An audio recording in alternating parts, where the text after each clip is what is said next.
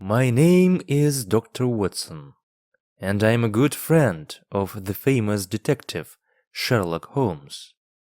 2 days after Christmas last year, I went to his house, 221st B. Baker Street. I wanted to say Happy Christmas to him. When I arrived, I found him in the sitting room. He was by the window with some newspapers next to him. There was an old hat on a chair near him, and he had a magnifying glass in his hand.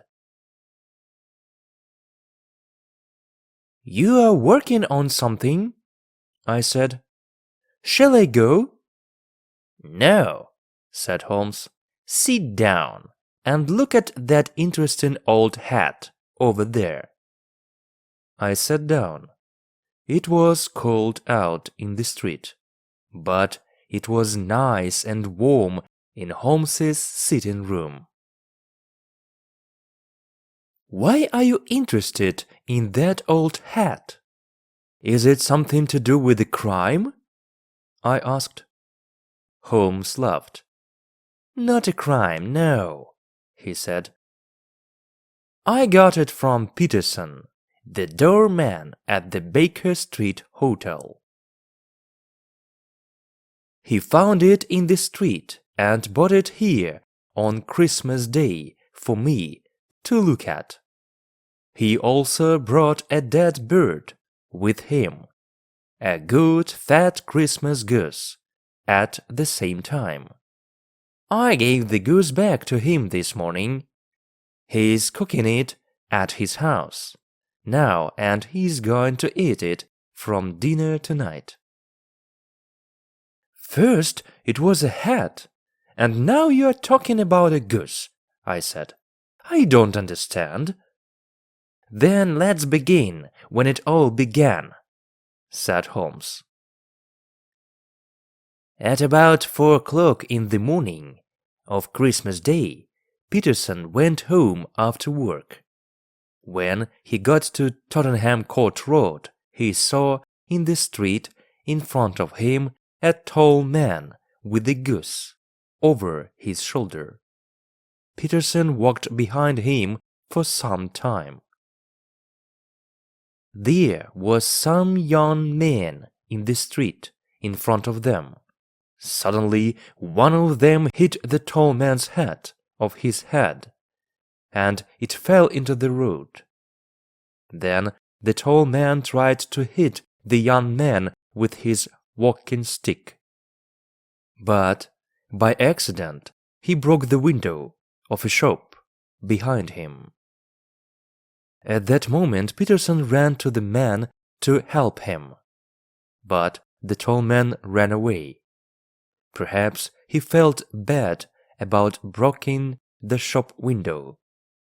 Perhaps he thought that Peterson, in his doorman's coat and hat, was a policeman.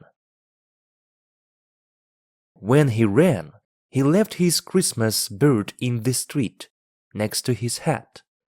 The young man ran away at the same time. So Peterson took the goose and the hat home with him, and the next day he brought them here. There was an interesting little ticket on the goose's left leg, said Holmes. It said, "For Mr. and Mrs. Henry Baker." We can find the letters HB in the hat too. "Oh, the owner of the hat and the goose is called Henry Baker," I said. "Yes," answered Holmes. "But, my dear Watson, this doesn't help us very much. There are hundreds of Henry Bakers in London. I gave the goose back to Peterson this morning. He went on, and I said to him, 'Have this for your dinner. I didn't want it to go back, you know.'" "Did Mr. Baker put an advertisement in the newspaper about his hat And goose?" I asked. "No," answered Holmes. "Then how can we find him?" "Well, perhaps his hat can help us," said Holmes. "Here is my magnifying glass, Watson. Now, you be a detective for a minute or two. What can you tell me about the owner of this hat?" I took the magnifying glass and looked at the hat.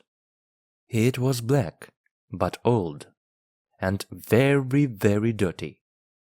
I saw the letters HB in it. For me, it was no different from any other old black hat. "I can see nothing," I said. And I gave the hat back to my friend. "Excuse me, Watson. You do see, but you don't think about what you see." "All right," I said. "What can you see in this hat?"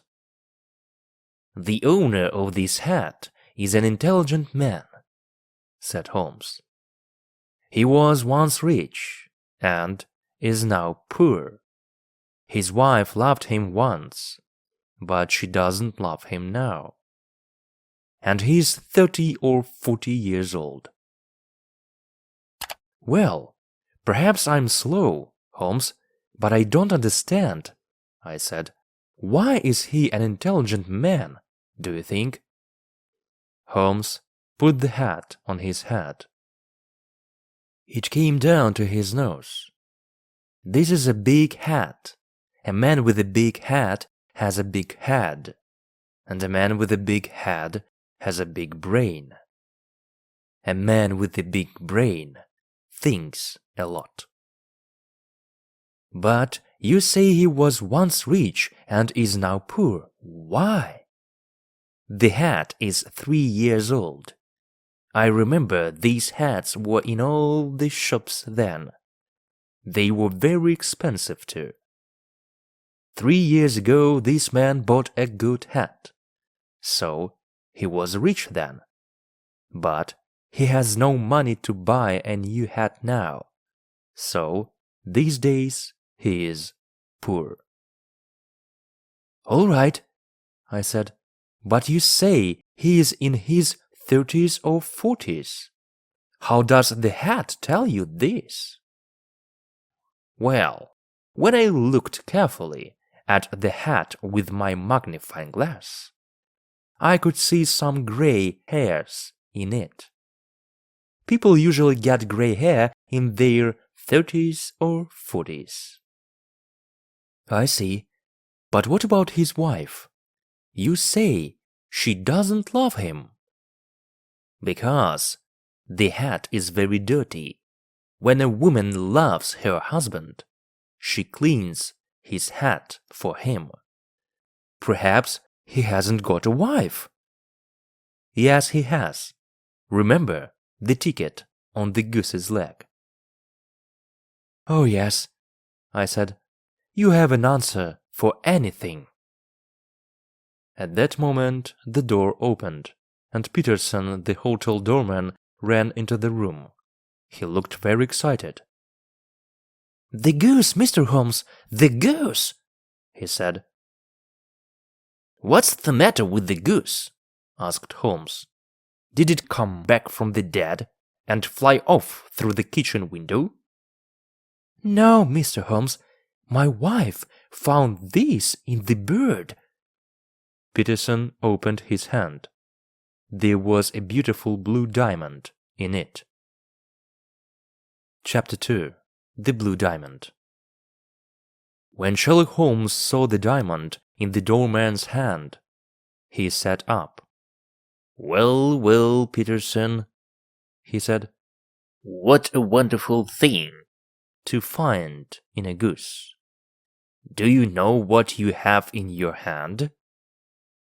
"I think it's a diamond, Mr. Holmes. Is it expensive?" "Yes, it is," said Holmes. "This is the Countess of Mocha's blue diamond. It disappeared a week ago." "How do you know that?" I said. "Watson, you must read the newspapers more often. There is an advertisement in the Times today about it. Here, look." Holmes gave the advertisement to me. Then Holmes spoke to the doorman. "It's a very expensive jewel, Peterson. The Countess paid about £20,000 for it. Last week someone took it from her rooms in the Cosmopolitan Hotel. Now the Countess wants to get her diamond back. She says that she's going to give £1,000 to the finder." "£1,000?" cried Peterson excitedly. Then, without saying more, he sat down in the chair between us. First he looked at Holmes, and then he looked at me. "The diamond disappeared 5 days ago, I think," I said. "Yes," answered Holmes. "They say a young man, John Horner, took it. Here is a newspaper report about the case." Holmes gave an old newspaper to me, and I read the report. "A diamond disappears from the Cosmopolitan Hotel. The Countess of Morcar's blue diamond disappeared from her room at the Cosmopolitan Hotel on the 22nd of this month. The police think John Horner, 26 years old, took the diamond from a jewel box when he went to repair the window in the room. James Ryder, the assistant manager of the hotel, told the court. I took Horner to the Countess' room, but then I went away for some time. When I came back, Horner wasn't there, and I found the open box without the jewel in it, on the table next to the bed." Soon after that, Horner told the court angrily, "You've got the wrong man. I didn't take the Countess' diamond. I'm not a thief." Bradstreet then told the court, "Horner went to prison once before for being a thief. I say he took the diamond. The case goes to the High Court next week." "Well, that's the newspaper report about the diamond," said Holmes. "Now we need to understand how the jewel left the Countess of Morcar's room in the Cosmopolitan Hotel and arrived in Tottenham Court Road in a goose. You see, Watson, there is a crime in this case. Here is the diamond.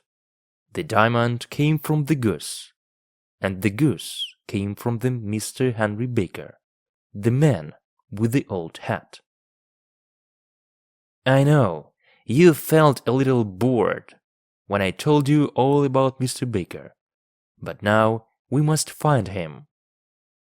Where and how does he come into the case of the blue diamond? The answer to these two questions is most important." "But how can we find him?" I asked. "Through a newspaper advertisement," answered Holmes. He took a pen and began to write. "Did you lose a goose and a black hat some days ago in Tottenham Court Road? Are you called Henry Baker? Please come to 220 Thursby Baker Street this evening at 6:30 to get your things." "There! That says it all, I think," said Holmes. "Yes, but is he going to read it?" I asked. "Yes, Watson, I think he is. He is a poor man, remember? At the time he was afraid because of his accident with the shop window, but now I believe he feels very sorry about running away and thinks, 'Why did I leave that bird in the street? Perhaps he looked for a newspaper advertisement about it yesterday. I think he's going to look again today too. What's more, we've got his name in the advertisement, so I believe his friends are going to see it and tell him about it. Yes, I see, I said. Holmes gave some money to the doorman and said, Peterson, please go down to the newspaper offices and put this advertisement in all the evening newspapers. Very good, sir. And shall I leave the diamond with you, sir? Yes, Peterson. And I say, Peterson, after you leave the newspaper offices, can you buy a goose and bring it back here? We need a new bird for Mr. Henry Baker when he comes. Your family is eating the old one for dinner today, so he can't have that. The doorman went out of the door and down the street. Chapter 3. Mr. Henry Baker. Holmes took the blue diamond in his hand and looked at it. What a beautiful thing, he said. Look at the wonderful colors in it. Dark blues and cold whites. All big jewels make people into thieves and killers in the end. This one comes from the south of China, near the Amoy River. It's only 20 years old, so it's a young thing, but already many terrible crimes are happening because of it. I'm going to put it in my safe now, and then let's write a letter to the Countess of Morcar and say we have her beautiful blue diamond here with us. But Holmes, I said, I don't understand. Is that young man Horner innocent after all? I don't know. And what about Henry Baker, the tall man with the hat and the goose? Is he the jewel thief, perhaps? No, I don't think he is. I believe he's an innocent man. I don't think he knew there was an expensive diamond in his goose, a jewel worth more than £20,000. But let's wait and see. Perhaps Mr. Baker's going to answer our advertisement this evening, and then we can learn something more about him. All right, I said. I can come back after work this evening. I'm very interested in the answer to this case. Good, replied Holmes. Dinner is at 7 o'clock. I got to Baker Street at 6:30 that evening. There was a tall man already at Sherlock Holmes's front door when I came down the street. He wore a long winter coat and had a Scottish hat on his head. When I arrived next to him, the door opened. Mrs. Hodson, Holmes's housekeeper, said, "Good evening," to the two of us, and we went in and upstairs to Holmes's room. "Mr. Henry Baker, I believe?" said Holmes to the man when he came in. "Please sit down." Holmes looked at me and smiled. "Oh, Watson, good. You are here when we need you." Then he looked back at his other visitor. "Is that your hat, Mr. Baker?" Mr. Baker looked at the hat on the chair. "Yes, sir. That's my hat. There is no question about it."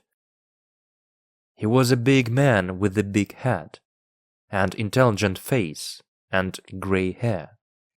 I remembered Holmes's words about him. He wore a dirty old black coat, with no shirt under it, but he spoke slowly, quietly, and carefully.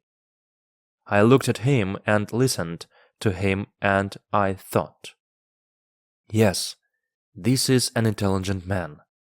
He was rich once, but now he has no money, and things aren't easy for him.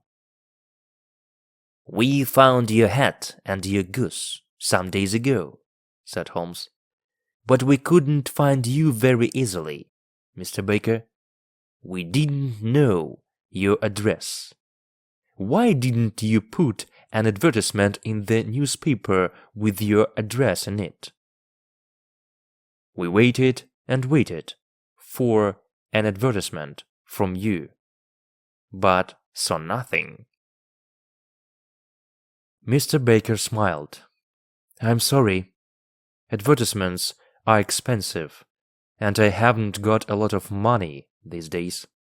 I had once, but not now," he went on.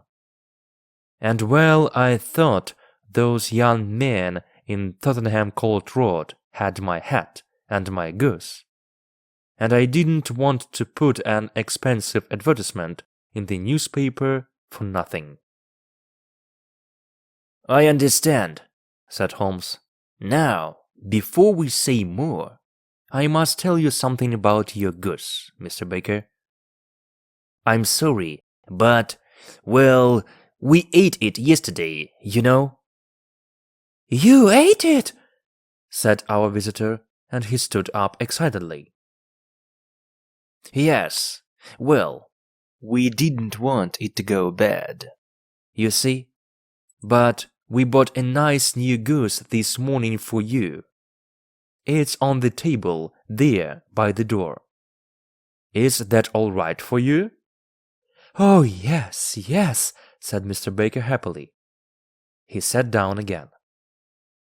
"And let's see, I think we have your old goose's feet, head, and everything from inside it in the kitchen. Do you want this?" The man laughed. "No, no," he said, "but I'd like to take that nice new goose home with me.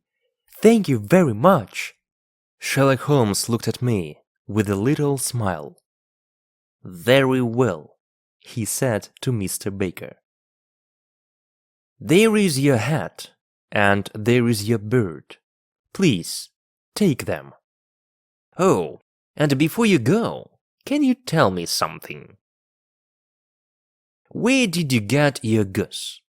I know a lot about geese, and that was a very good bird, I can tell you." "Well, sir," said Baker. He stood up and took his hat and the goose in his hands. "I got that bird at the Alpha, a pub near the British Museum. This year the owner of the pub, Mr. Wingate, began a goose club. Every week we all put 5 or 6 pence into a money box, and at Christmas time we all had the money for a goose."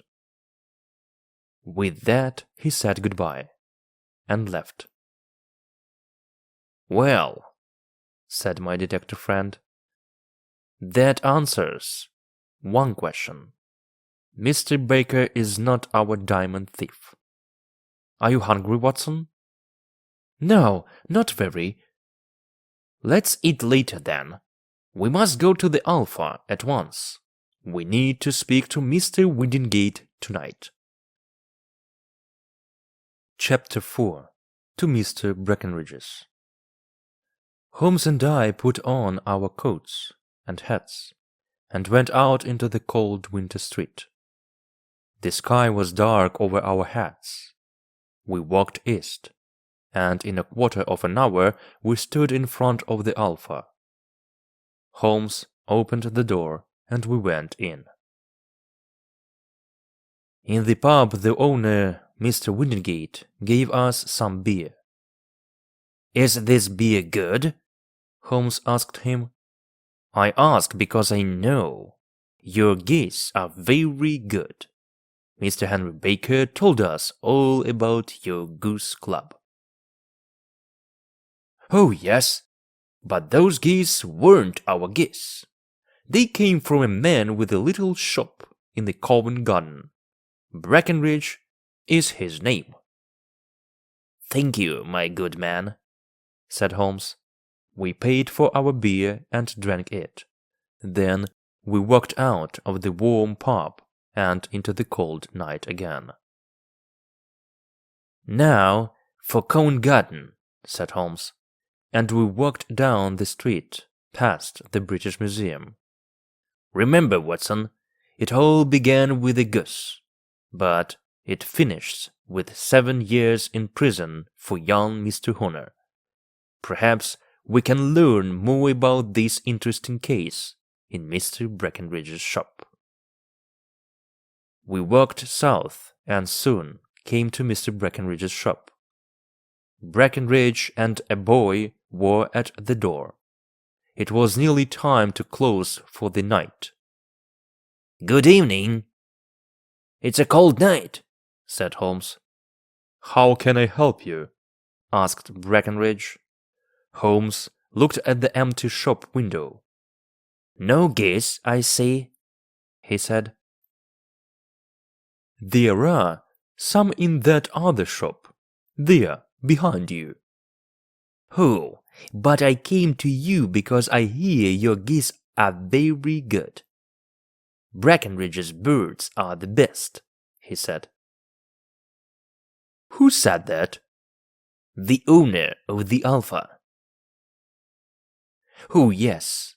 He had 24 of my geese 2 days before Christmas." "They were very good birds, too. Where did you get them?" "I'm not going to tell you," said Breckenridge angrily. "Again and again people come and talk to me about those geese, and I don't like it. I paid good money for them. I took them to the Alpha, and then I forgot all about them. And then all the questions began. Where are the geese? How much do you want for them? Who did you sell them to?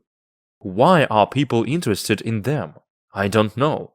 They aren't the only geese in London, you know." "I know," said Holmes. "But who asked you all those questions before?" "Not me. I had nothing to do with that, you know. But now I need your help. We ate a goose at the Alpha, and I say it was a country goose. But my good friend Dr. Watson here says it was a London goose. Which of us is right? It's an important question. £5 goes to the winner." "Well, then you lose, and your friend is the winner," said Breckenridge. "That goose came from London." "I can't believe that," said Holmes. "A pound says I'm right." "Very well," said Holmes. And he took out a pound. "I'm ready to pay, but I know you are going to lose your money." Breckenridge laughed. "Bring me the books, Bilk," he said. The boy brought 2 books to him. Breckenridge opened the little one. "This is my address book," he said. "When people sell their geese to me, the address go in here. Country people on the left and town people on the right. The numbers after every name are page numbers in my big book." "Read out the 3rd name on the right," said Breckenridge. "Mrs. Oakshott, 117 Brixton Road, number 249, read Holmes. Then Breckenridge opened the big book. "And this is my in and out book," he said. "Let's look at page 249. Here we are. Mrs. Oakshott. What can you see for December 22nd? 24 geese for Mr. O, read Holmes. All 24 to Mr. Windigate at the Alpha. There, what do you say now? Said Breckenridge. Holmes put his pound into Breckenridge's hand angrily. Chapter 5. A Weak Little Man. In the street, Holmes stopped.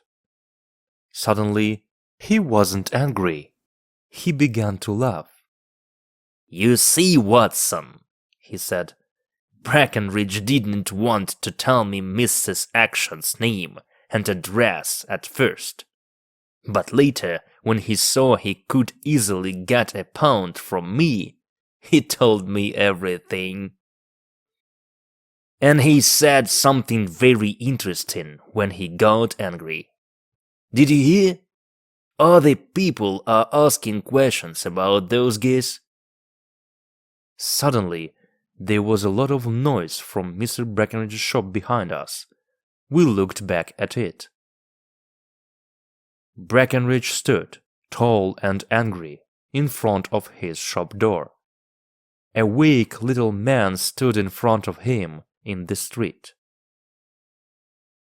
"Look, you!" Breckenridge shouted. "I don't want to hear any more about those geese. Mrs. Oakshott can come and speak to me when she wants. But not you. You have nothing to do with it. Did I get these geese from you?" "No, but one was my goose, I tell you," cried the little man. "Then ask Mrs. Oakshott for it." "But she told me ask Mr. Breckenridge for it." "Well, that's nothing to do with me. I don't want to hear any more from you. Do you understand? Now, go away."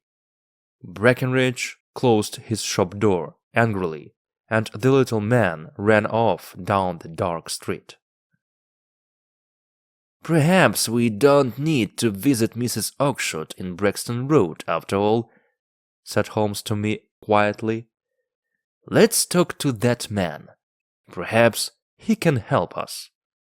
Holmes walked quickly up behind the little man and put a hand on his shoulder. The man stopped and looked back over his shoulder at us. His face was white. "Who are you? What do you want?" he asked weakly. "Excuse me," said Holmes, "but I heard your questions to that shop owner. I think I can help you." "Who are you? And how can you help me?" "My name is Sherlock Holmes, and it's my job to know things other people don't know." "But you can't know anything about this." "Excuse me, I know everything. You want to find 24 geese. Mrs. Oakshott of Brixton Road sold them to Mr. Breckenridge here. He sold them to Mr. Windigate, the owner of the Alpha, and Mr. Windigate sold them to the people in his goose club." "Oh, sir, this is wonderful. I'm very happy to meet you," said the little man excitedly. "You are right.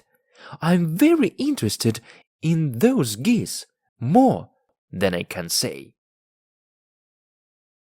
Why don't we go to a warm room in my house for a talk then? I don't like standing here in the cold street." Holmes put out his arm, and a cab stopped for us. "But before we go, can you please tell us your name?" The little man looked at Holmes, and then at me, before he answered. John Robinson," he said. No, said Holmes quietly. "We'd like to know your real name, please." The stranger's face changed. from white to red. "Very well. My real name is James Ryder," he said. "Well, well, well," said Holmes, "assistant manager of the Cosmopolitan Hotel. Now, let's get into the cab and go home. Then I can tell you everything you want to know." So we got into the cab and went home. Ryder looked excited but said nothing. Holmes didn't speak at all in the cab. Chapter 6. 1 or 2 questions. When we arrived at 221st B. Baker Street, we got out of the cab and went in. Back in his sitting room, Holmes spoke at last. "Please sit down, Mr. Ryder. Now, where were we? Oh yes, you want to know what happened to those 24 geese. Or perhaps what happened to one of those geese. You are interested in only one bird, I think. A white goose with a black tail." "Oh, sir," Ryder said excitedly. "where did that bird go to?" "It came here, and it was a most interesting bird. We found something in it after it died. The most wonderful thing. Here it is." Our visitor stood up quickly. Holmes opened his safe and took out the blue diamond. In his hand it was cold and beautiful. Ryder looked at the jewel but said nothing. Holmes spoke for him. "We know it was you, Ryder," he said.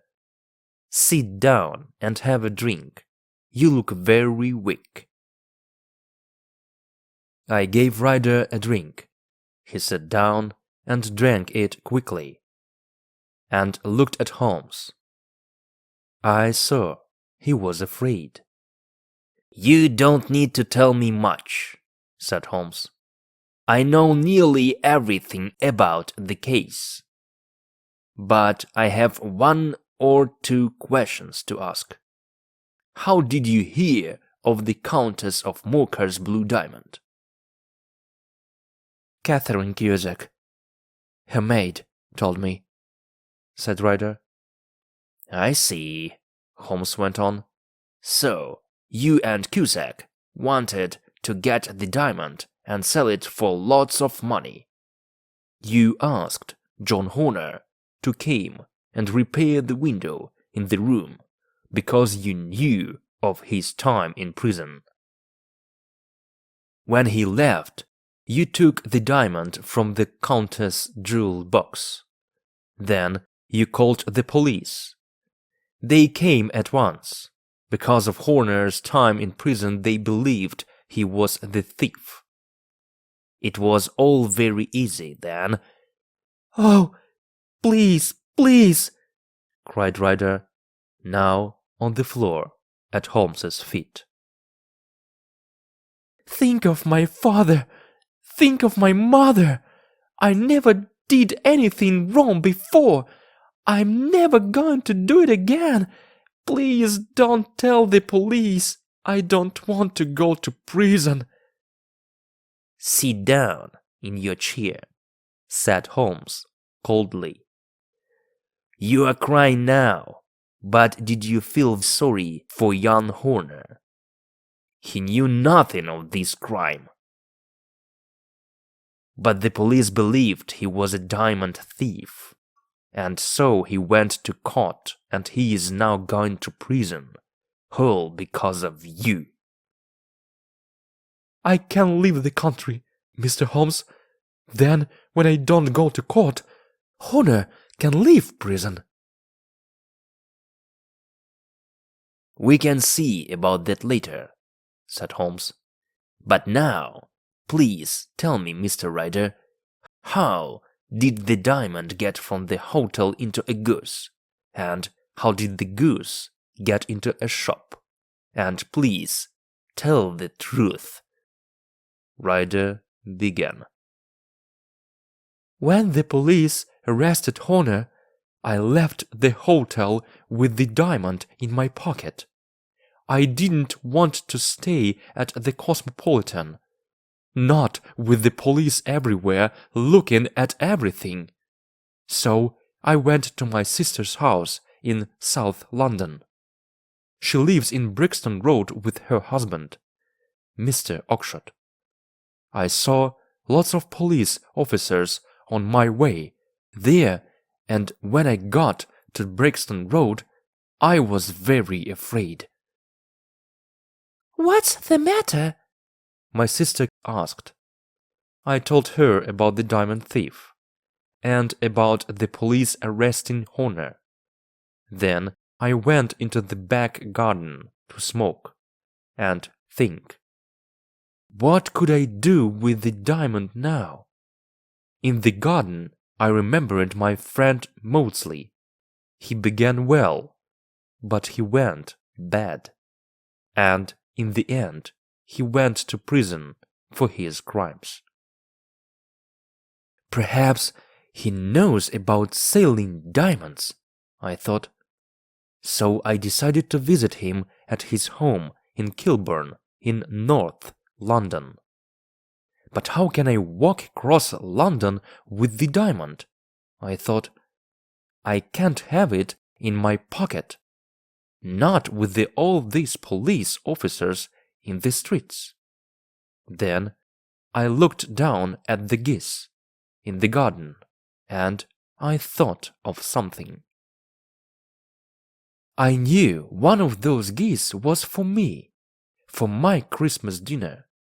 So I decided to take my goose there and then, and not to wait for it. I quickly caught a big white goose with the black tail. Then I took the diamond from my pocket and put it into the bird's mouth.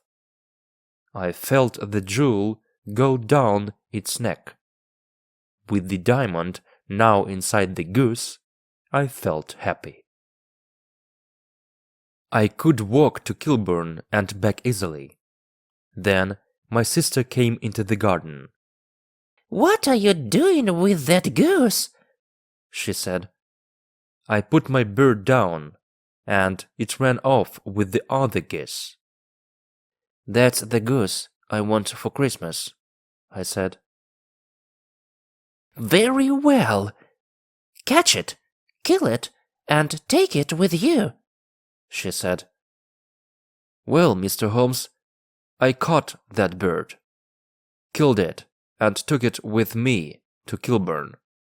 There I told my friend Maudsley all about the diamond, and he laughed and laughed. We got a knife and opened the goose, but we couldn't find the diamond. I knew then something was wrong. I left the goose with Maudsley, ran to my sister's house, and went into the back garden. There were no geese there. "Where are they all, Maggie?" I said. "In Mr. Breckenridge's shop, in Covent Garden." "Were there two birds with black tails?" I asked. "Yes, there were, James," she said. "And to my eyes, one was no different from the other." I understood it all then. The diamond was inside the other goose with the black tail, and that goose was now in Mr. Breckenridge's shop. I ran to Covent Garden at once and went to Breckenridge's, but the geese weren't in his shop, and when I asked about them, he told me, "I sold them all at once." "But you must tell me, where are they now?" I asked again and again, but he never told me. You and Dr. Watson heard him earlier tonight, Mr. Holmes. He never answered my questions. Now my sister thinks I'm a terrible brother. I'm a thief. I'm going to lose my good name. And I never got any money from my crime at all. Oh, what's going to happen to me? He put his head in his hands and began to cry. Holmes didn't speak for a long time. Then, in the end, he stood up and opened the door.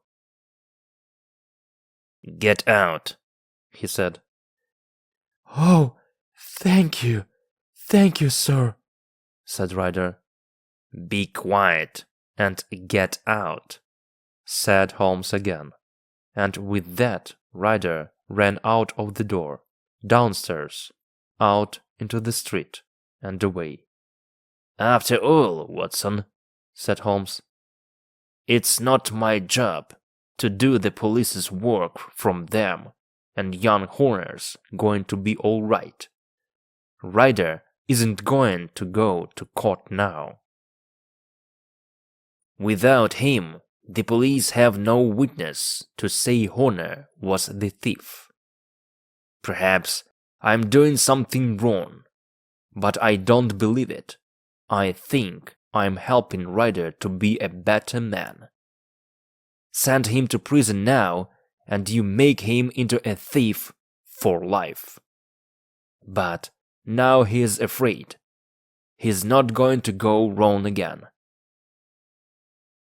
We found the solution to the crime, and that makes me happy.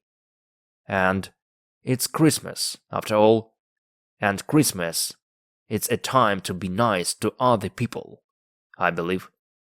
And now, Watson, let's ask Mr. Hudson to bring in our dinner.